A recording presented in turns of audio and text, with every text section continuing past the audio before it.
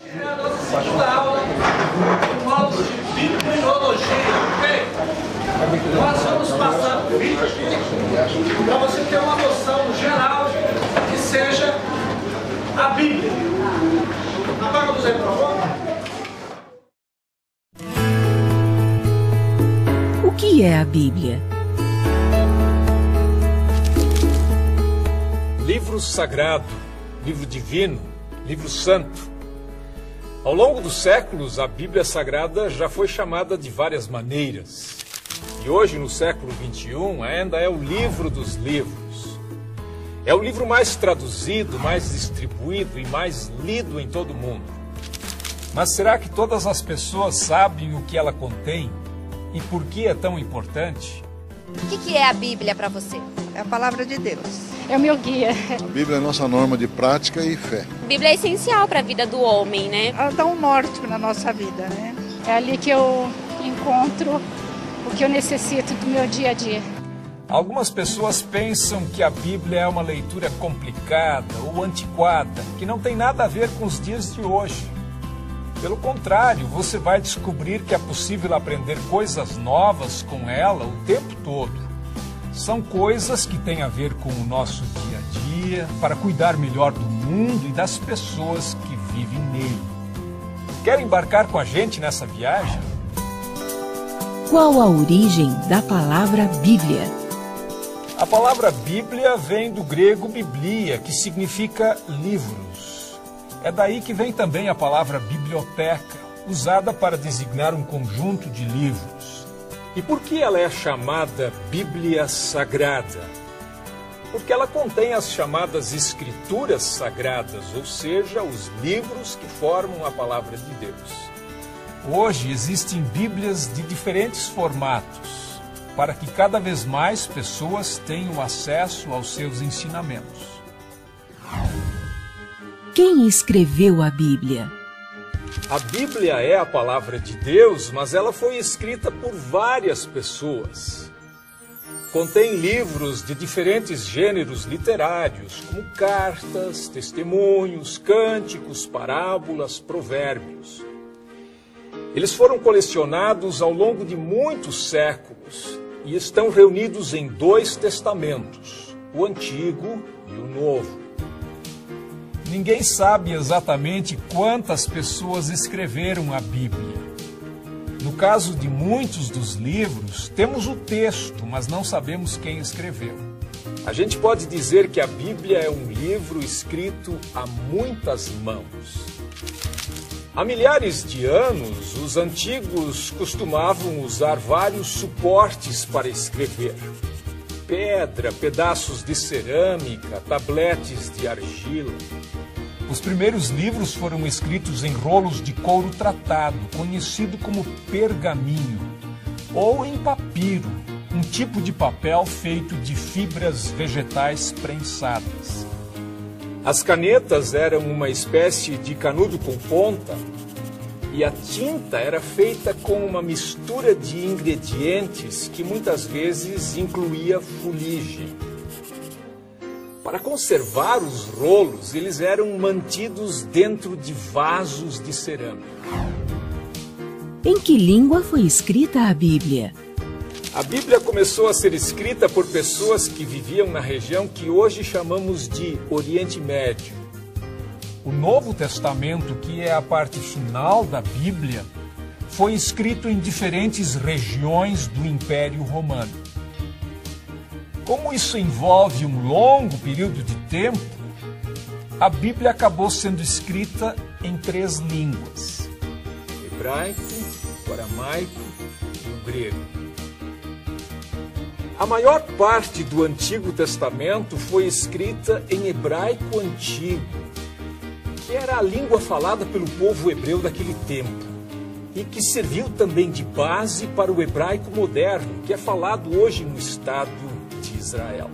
O hebraico é um idioma no qual, ao contrário do português, escrevemos e lemos os textos da direita para a esquerda. Alguns séculos antes de Jesus, o hebraico foi substituído pelo aramaico, que foi falado por centenas de anos. Alguns trechos do Antigo Testamento, como partes do livro de Daniel, foram escritos em aramaico. Já o Novo Testamento foi escrito em diferentes regiões do Império Romano. Os cristãos o escreveram em grego koiné, que significa grego comum ou grego simples, que era a língua internacional daquele tempo. O grego era usado no contato entre as pessoas de diferentes culturas e compreendido em todo o Império Romano. O que são o Antigo e o Novo Testamentos? A primeira parte da Bíblia, chamada pelos cristãos de Antigo Testamento, é a Bíblia hebraica, o livro sagrado do povo judeu. O Antigo Testamento reúne livros que foram escritos ao longo de vários séculos, no período antes de Cristo. Eles foram sendo colecionados aos poucos e esta parte da Bíblia já estava pronta quando Jesus Cristo nasceu. O Antigo Testamento é composto por vários grupos de livros que contêm desde o Gênesis, que fala do surgimento do mundo, do Jardim do Éden e Adão e Eva, até crônicas históricas sobre a saga do povo hebreu. Traz também salmos, provérbios, cânticos e as palavras dos profetas. A palavra testamento significa acordo, promessa ou aliança. E o Antigo Testamento menciona 3 importantes alianças de Deus com a humanidade. A aliança com Noé, simbolizada pelo arco-íris, quando Deus prometeu que nunca mais enviaria outro dilúvio para destruir a terra. A aliança com Abraão, em que Deus prometeu fazer dele o pai de uma grande nação abençoada, com mais descendentes que as estrelas do céu. E a aliança com Moisés, um acordo que dizia que o povo devia se guiar pelas leis de Deus. A base desse acordo são os 10 mandamentos, escritos em lousas de pedra e guardados inicialmente em uma arca revestida de ouro, chamada de Arca da Aliança. O Novo Testamento é a segunda parte da Bíblia, que fala sobre Jesus Cristo e seus seguidores, os primeiros cristãos. Foi escrito nas primeiras décadas depois da morte de Jesus.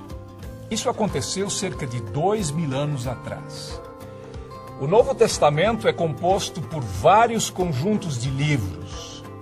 Os 4 evangelhos, que contam a história da vida, morte e ressurreição de Jesus. Atos dos Apóstolos, que conta a história do início da igreja cristã, com destaque para a atividade dos apóstolos Pedro e Paulo. As cartas ou epístolas escritas por Paulo e outros apóstolos, nas quais aparecem ensinamentos e palavras de encorajamento aos novos cristãos. E o livro do Apocalipse, que narra as visões de um homem chamado João sobre um novo céu e uma nova terra. O Novo Testamento fala da nova aliança feita por Deus com os homens por meio de Jesus. Ao instituir a Santa Ceia, Jesus abençoou o cálice e disse: "Este cálice é a nova aliança feita por Deus com o seu povo, aliança que é garantida pelo meu sangue derramado em favor de vocês." A Bíblia dita leis ou conta histórias? A Bíblia faz as duas coisas, mas o que chamamos de leis ou mandamentos são, na verdade, recomendações que mostram às pessoas a maneira certa de adorar a Deus e de tratar uns aos outros. E as histórias, que são a maior parte da Bíblia, dão encorajamento e esperança às pessoas nos tempos difíceis.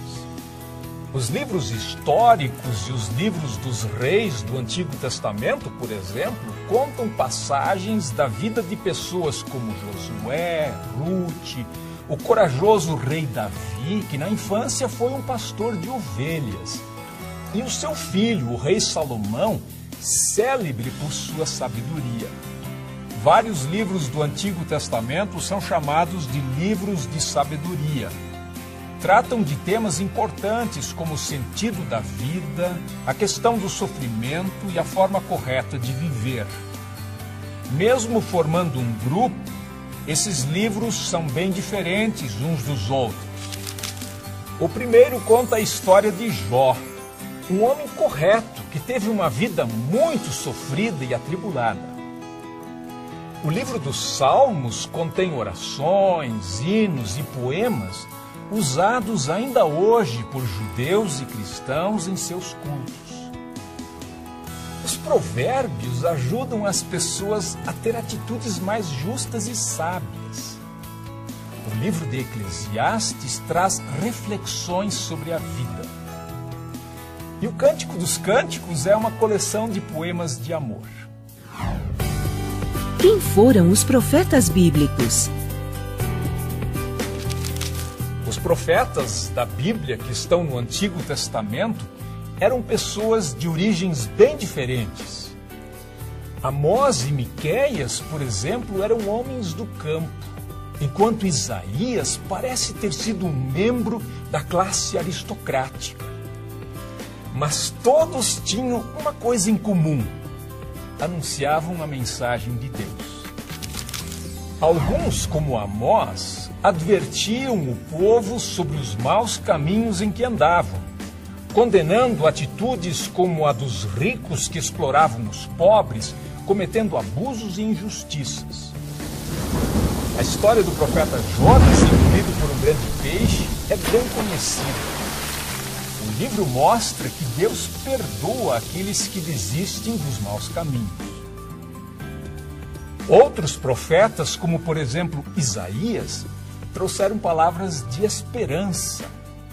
Anunciaram a chegada do Messias, um rei enviado por Deus que traria paz e salvação e mudaria o mundo. Os cristãos acreditam que esse Messias é Jesus. Eu tenho outro vídeo falando sobre isso, só deixa eu falar aqui. Livros apócrifos. Vamos lá. A palavra apócrifo, adjetivo grego, apócrifo, quer dizer oculto, escuro. São os livros com pedaços de livros não aceitos pelo clero judaico. Por isso são considerados apócrifos ou não inspirados. Alguns têm valor histórico, literário. Olha só. Apócrifo é escuro no sentido de que não é inspirado por Deus. Mas não quer dizer que o livro não presta. Uma coisa é não ser inspirado, a outra é não prestar. Como fonte literária, como livro histórico, como fonte de cultura, é importante. Só não serve como palavra de Deus. Entenderam isso? Por exemplo, Macabeus, primeiro e segundo Macabeus, são livros apócrifos. Ok? Do Antigo Testamento. Só que, como palavra de Deus, não serve. Mas é interessante ler como livro histórico, porque vai contar pra gente uma parte da história de Israel, nação, que não está na Bíblia. Que é justamente no período dos 400 anos de silêncio. O livro de Daniel, segundo aquela Bíblia de Jerusalém, se não me engano, capítulo 14, vai falar de uma caverna, do dragão. Fala da cobra, né? Também não é inspirado. São exceções. Tem exceções no livro de Daniel, no livro de Esther, no livro... Daniel, Esther... Pode se ter isso como verdadeiro? Não. Aí vamos lá. Como se chegou à conclusão, e essa é a nossa pergunta, como é que eu sei que esses livros são apócrifos e que me garante que os que estão na Bíblia não são? Essa é a questão. Primeiro, livros apócrifos não são só esses 7 que tem na Bíblia católica e essas exceções em alguns livros. Não. Aliás, diga-se de passagem, É a nossa Bíblia que está faltando 7 livros ou é a deles que tem 7 a mais?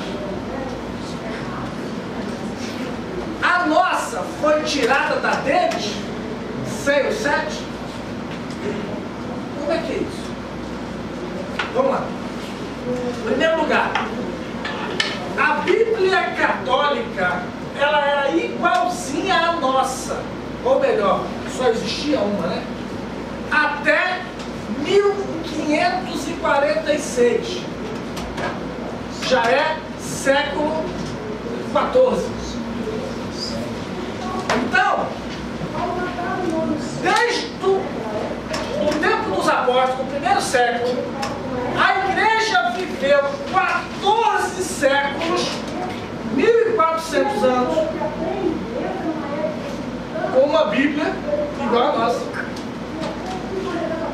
Em 1517, houve a Reforma Protestante, o Martinho Lutero pregando as 95 teses na porta do Castelo de Wittenberg, ok? A partir dali a igreja se dividiu. Até aquele dia só existia uma igreja, a Igreja Católica Romana. Católica significa universal. Então a Igreja Universal com sede em Roma. Ok? A partir dali nasce a Igreja Protestante. E ela cresceu rapidamente. O protestantismo ele se agigantou muito rápido, porque havia muito descontentamento. Vocês terão uma aula maior, mais aprofundada sobre isso, História da Igreja. É uma das aulas mais melhor que existe. Olha, é a aula mais empolgante. Uma das aulas mais empolgantes. Por acaso eu estou. Mas a gente viaja. Mas não é na mão mesmo. Vamos lá. Está voltando aqui. Havia muito descontentamento no final da Idade Média. E quando a igreja, quando Lutero racha com a igreja, todos aqueles descontentes, excomungados, se aliaram à igreja protestante. E a igreja cresceu num volume muito rápido. Isso porque Roma, quando o Papa excomungou Lutero, e eles tentaram matar Lutero em Worms e não conseguiram, Filipe de Chanton, conversando com Lutero está indo para Worms para encontrar com o Papa e a sua corte para ser julgado e colocar as suas questões, e ele sabe que está indo quase para a morte, e aí eles estão com medo. Filipe de Chanton cita o caso de Augusto, que 100 anos antes aconteceu a mesma coisa, e ele foi para o concílio com o Papa e lá foi morto na fogueira. Ele falou: não vai, Lutero, você vai morrer. E aí Lutero fala a célebre frase para Filipe de Chanton ganhar as questões, a homilia dele. Ele é muito eloquente, ele consegue colocar suas questões e eles não conseguem contrapor. Ele está cheio de Bíblia, ele conhece o grego e o hebraico, ele tem um conhecimento profundo das escrituras no original. E aí ele sai daquele encontro livre, porque o rei Henrique V deu a ele um salvo-conduto de sair livre daquele concílio. Mas o Papa já mandou fazer emboscada e matá-lo no caminho. Mas o rei é mais inteligente. Antes da emboscada do Papa, o rei faz uma emboscada dele e pega Lutero. E Lutero some, todo mundo pensa que ele morreu. Ele fica 2 anos sumido, ninguém vê Lutero. Nesses 2 anos, ele traduz a Bíblia do latim para o alemão. E aí, a reforma tem uma alavancada muito grande. Porque até então, as missas eram faladas em latim. E o povo não entendia nada, porque o latim era um idioma de domínio só do clero. Mas isso já era estratégico, porque o desconhecimento torna o povo ignorante. Então, o crescimento do protestantismo, Roma toma uma atitude. Qual? Convoca um concílio. O concílio da igreja que entrou para a história como o concílio, o famoso concílio de Trento, 1546. Esses livros apócrifos, até então, corriam por fora, como literatura paralela. Ok? Então, como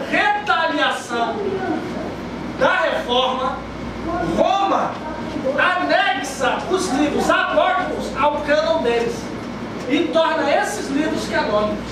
Entenderam? Então, os livros apócrifos que estão na Bíblia da Igreja Católica não estavam lá até 1546. Então, a resposta é: se esses livros estiveram fora da Bíblia durante 1400 anos, por que cargas d'água a Igreja Católica os colocou, depois de tanto tempo, os reconheceu? E outra coisa, qual é a legitimidade de Roma para autenticar um livro com escritura sagrada? Haja vista que os livros que estão na nossa Bíblia, no que tange o Antigo Testamento, foram aferidos pelo povo judeu. Estão na Taná, a Bíblia hebraica. O nosso Antigo Testamento é igualzinho o Antigo Testamento da Bíblia do judeu, a Taná, que tem a Torá, os netuvins e os ketuvins, a lei, os escritos e os profetas. Se o povo que é os oráculos de Deus, Israel, o judeu, não os reconhece, quem somos nós para dizer que eles são canônicos? Entendeu? Porque, em última análise, Israel é o chão da Bíblia. Eles são de verdade, na essência, o povo de Deus. Se eles não reconhecem esses livros, por que nós deveríamos fazer? Com que autoridade apostólica ou profética podemos fazer? São todos os apóstolos e profetas. São, em sua essência, judeus ou meio judeus. Entenderam o que eu falei? Agora, entretanto, não só existem 7 livros apócrifos, não, absolutamente. 7 são os livros apócrifos que foram engendrados na Bíblia Católica. Mas há cerca de, pasmem, 200 livros apócrifos, dos mais absurdos e variados possíveis. Há Evangelho de Maria Madalena, há Apocalipse de Pedro, há tantos e tantos e tantos outros livros. Agora mesmo, já falei isso na aula passada, Hollywood fez um filme que enganou meio mundo dos crentes evangélicos, né? O filme do Noé. Todo mundo foi lá pensando que era Noé, mas não era Noé. Não é mesmo. E todo mundo ficou abismado com a aberração que fizeram. Transformaram a história bíblica numa piada de mau gosto, diga-se de passagem. Mas, e alguém desavisado pode perguntar, mas de onde eles tiraram tanta mentira? Na realidade, eles tiraram de um livro apócrifo, o livro de Enoque. Boa parte do que está no filme, eles tiraram, porque o cineasta não vê a Bíblia como palavra de Deus, é apenas um livro. E como livro, qualquer outra fonte literária que verse sobre o mesmo assunto é colocada em pé de igualdade. Vai servir para compor, para preencher as lacunas. E foi isso que eles fizeram. Entenderam isso? Foi claro? A Bíblia tem os livros apócrifos. A Bíblia Católica tem os livros apócrifos, que são 7 e algumas exceções. A Bíblia não foi escrita em português, já falamos isso desde o início, né? O Antigo Testamento é em hebraico e o Novo Testamento em grego. Ok? Vamos lá.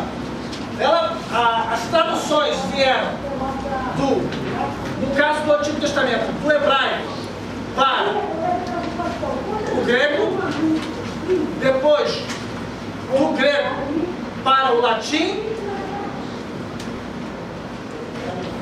No hebraico, abra sua Bíblia. Gênesis 1. O primeiro texto das Escrituras, vocês conhecem muito bem de cor. No princípio criou céus e terra. No original, isso aí é Bereshit bara Elohim. nome de Deus nesse texto, no original, é Elohim. Ok?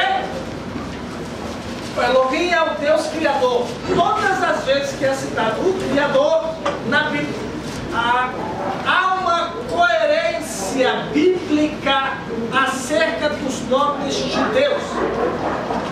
Há vários nomes de Deus na Bíblia. Jeová Rafa, Jireh, Nissi, Sequebecanu, Sabaó, Elion, Adonai, e aí vai. Mas cada um desses nomes tem uma aplicação específica. Se você quer provisão, ele é o Jeová Jireh. Se você quer cura, ele é o Jeová Rafa. Se você quer a presença dele, é o Jeová Shammah. E assim por diante. Não tenho tempo para falar sobre todos os nomes. Mas, no caso do Elohim,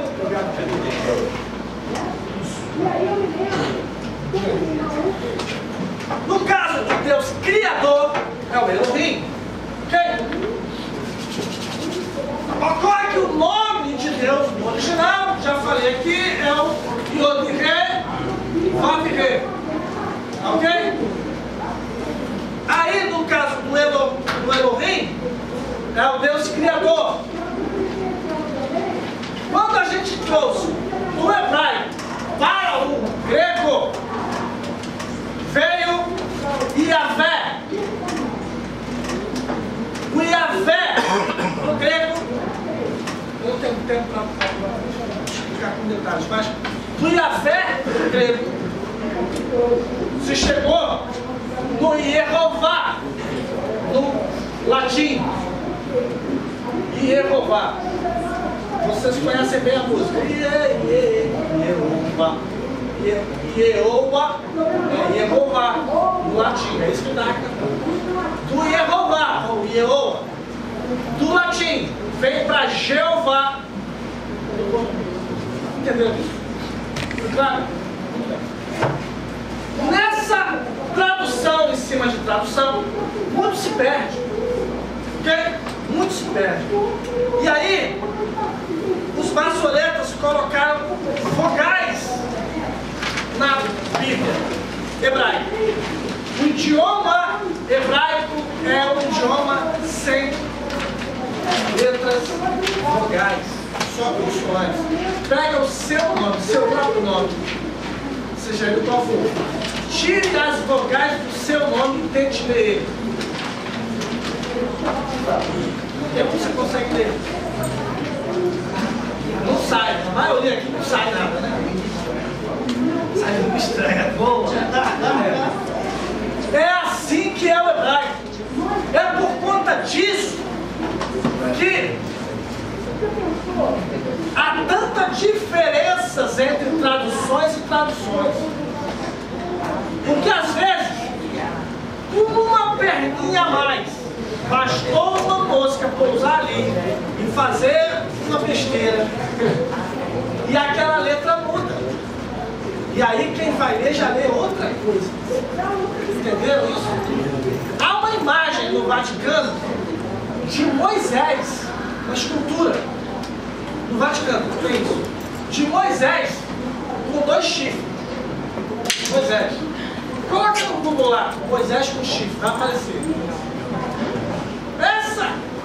Ficou essa estátua, se eu não me engano, de Michelangelo. Só existe, sabe por quê? Por causa de uma tradução errada.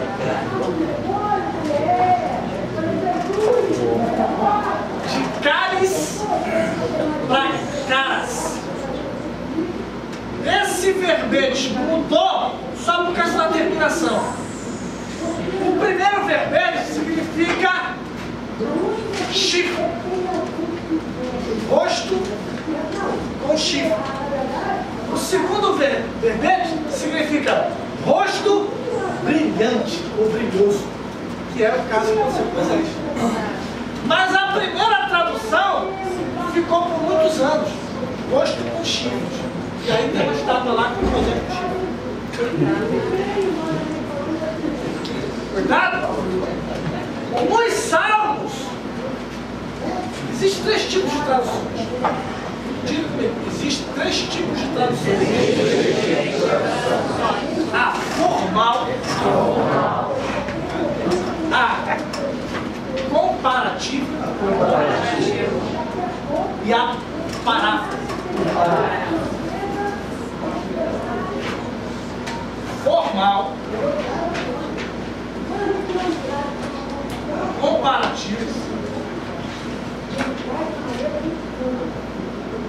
e a paráfrase.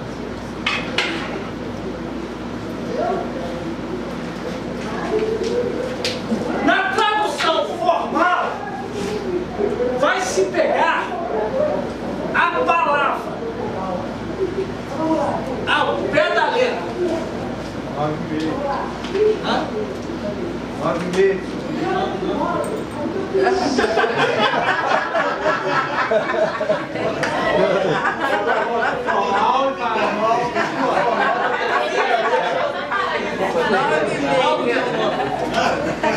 Vamos para trás de joelho. Eu vou terminar o salto. A formal é ao pé da letra.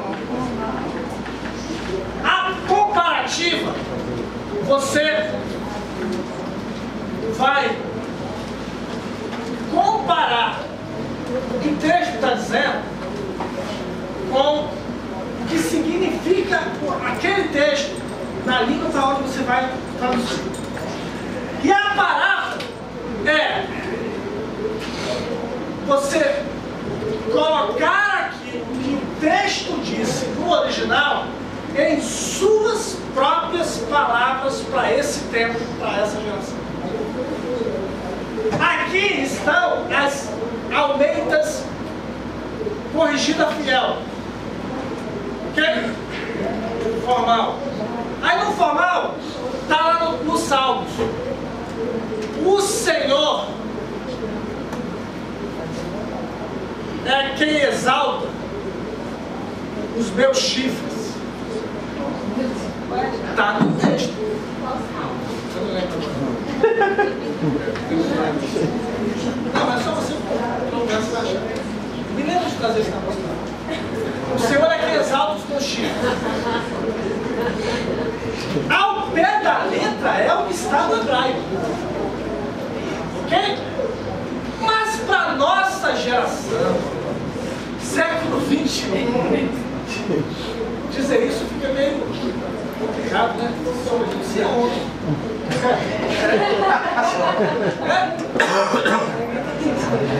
Ocorre que naquela sociedade, naquele tempo, está se falando de chifre do boi.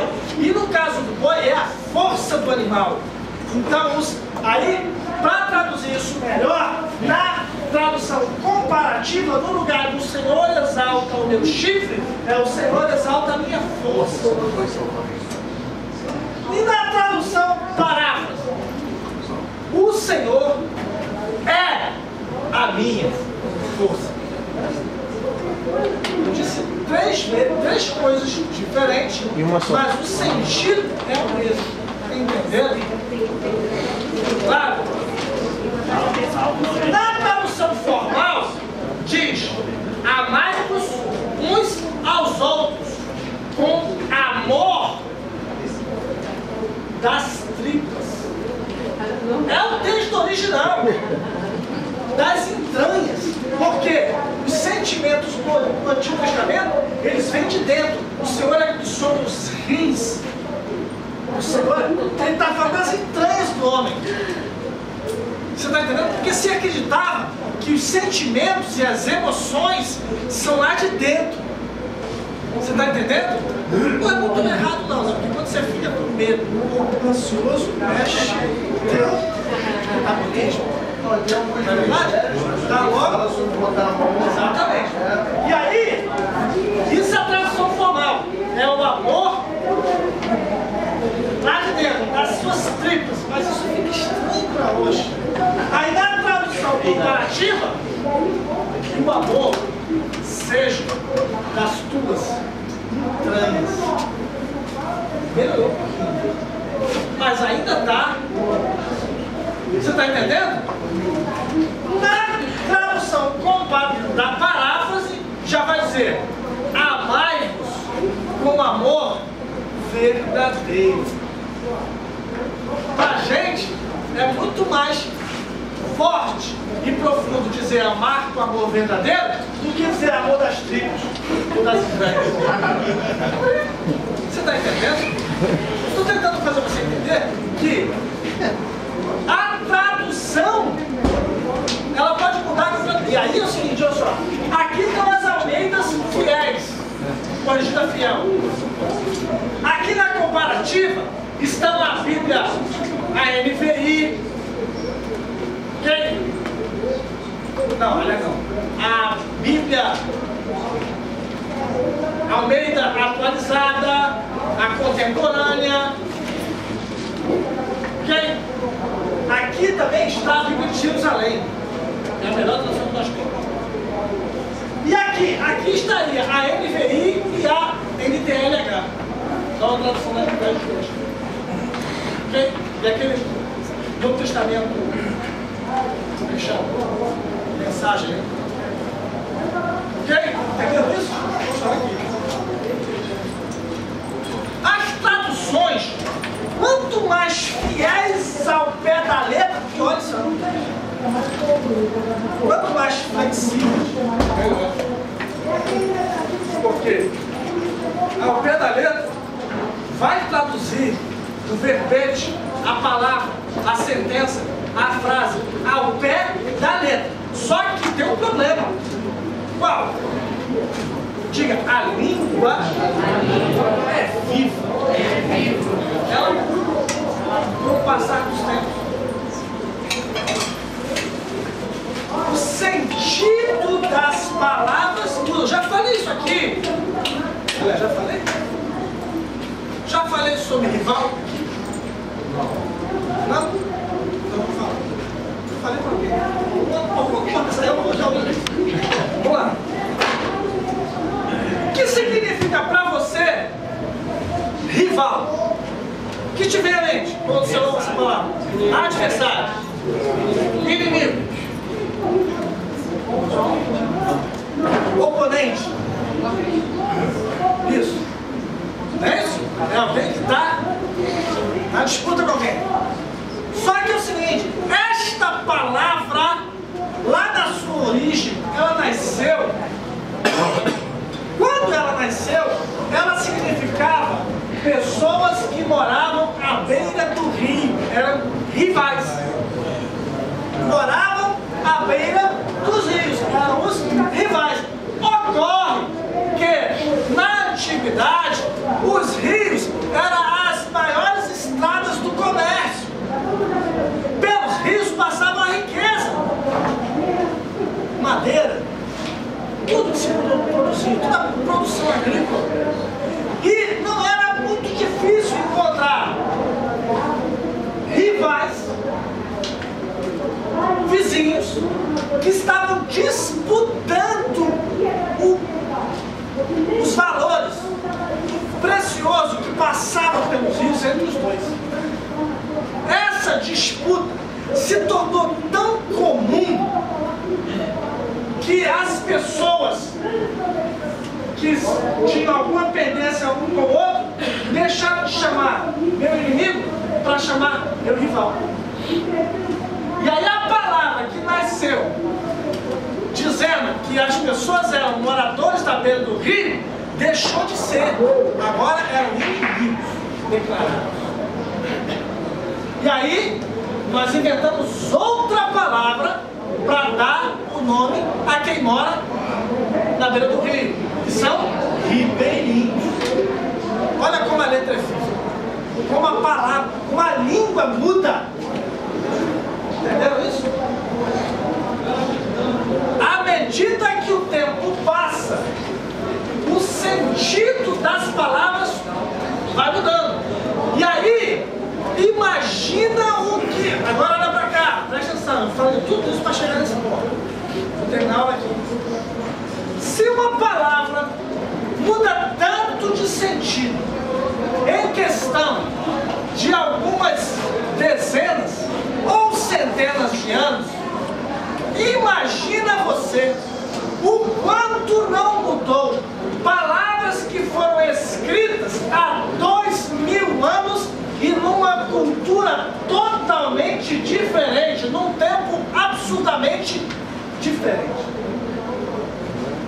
O que Paulo estava dizendo, por exemplo, há pouco tempo atrás, não faz muito tempo, que as igrejas discutiam, excluíam, expulsavam do seu rol mulheres que cortavam o cabelo. Porque o texto dizia, e ainda diz, a mulher não deve ter o cabelo. Aí diziam eles, cortado. Nunca foi cortado, foi rapado, sempre. O texto é rapado. Mas isso não está no texto, não, isso é a Bíblia. Está no texto realmente. Mas se você for pesquisar, mergulhar, primeiro, não tem isso em mais nenhum lugar da Bíblia, só na carta de Paulo aos Coríntios. Só ali. Então, a doutrina bíblica, ela não serve, olhem para a câmera, vocês todos agora. Ela está em cima do quê? Um tripé. Não é isso? 3 pés. E aí ela fica em pé. Se ele tirar um daqueles 3 pés, ela cai.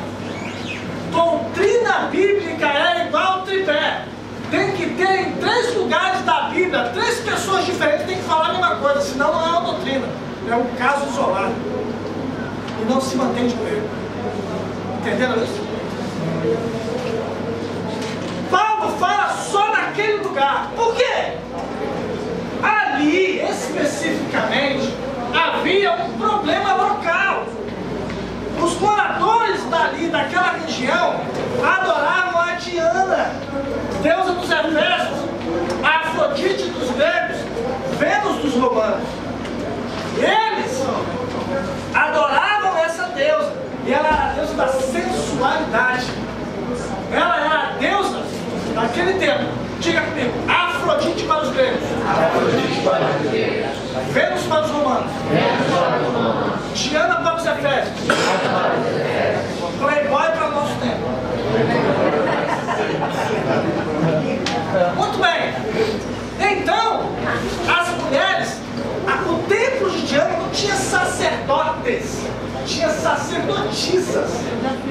Eram as mulheres que serviam como sacerdotisas no templo de Diana. E elas, para serem sacerdotisas, tinha 12 coisas. Primeiras, elas eram casadas. Elas eram casadas com Diana. Ok? E então, elas raspavam totalmente a cabeça. Ficavam carecas. Todos que as viam na rua sabiam, é sacerdotisa de Diana. As sacerdotisas de Diana não tinham marido. Por quê? Elas serviam no templo de Diana. As festas de Diana é o que nós chamamos de bacanal. Os homens, só os homens entravam e passavam a noite tendo relação sexual com todas aquelas mulheres. Essa era a prática. Ocorre que essas mulheres começaram a se converter ao Evangelho. E aí, começaram a aceitar Jesus. Imagina aí. Falando assim, olha Deus, hoje tinha culto na casa da irmã Rosiane. Aí vai a fulaninha pra lá. Mulherinho lá. Vai chegar logo para a irmã Rosiane. Porque ela sabia que os homens naquele tempo chegavam, não mudou muita coisa não, né? E aí, era um problema. Era uma ofensa às mulheres, aquela mulher ali. Aí o que Paulo vai dizer? A mulher. Só que essas mulheres começaram a casar. Se converteram, começaram a arrumar marido. Mas aí era desonroso para os maridos que elas tivessem cabelo rapado, porque estava dizendo que elas eram prostitutas, cultuais. Então, para os maridos, elas não deviam ter o cabelo raspado, porque ia se pintar, ia ofender a honra. Aí para dizer a mulher, não tenha o cabelo rapado. Mas está pequeno, então usa um véu enquanto cresce, que ninguém vai ver. Olha como é simples, mas causou-se problema. Vamos comer o bolo? Quem não sabe?